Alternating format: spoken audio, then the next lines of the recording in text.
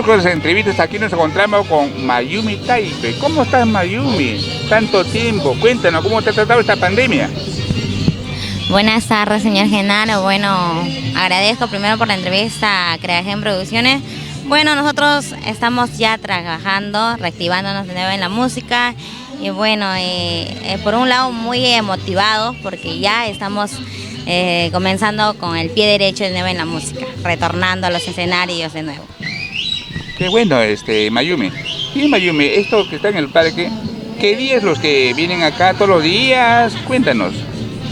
Bueno, somos Nuevos Valores y de esta manera nosotros transmitimos el arte a todo el público y bueno, los que desean conocer estamos en el Parque de la Cultura, al frente del Parque Universitario, pues hacemos la invitación normalmente, somos jóvenes con nuevos talentos y bueno, también como todo quiere salir adelante y ser una artista reconocida, pues. Mayumi, ¿no estuviste en Lima? ¿Dónde estuviste? Te veo un poco quemadita, no sé, cuéntanos pues.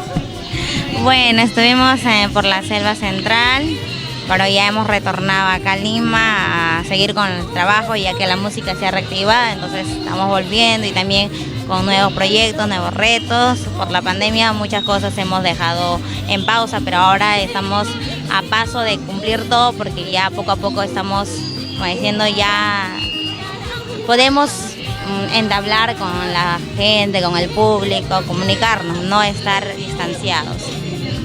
Qué bueno, Mayumi. Bueno, Mayumi, te dejo, pues, tu despedida de Creagen.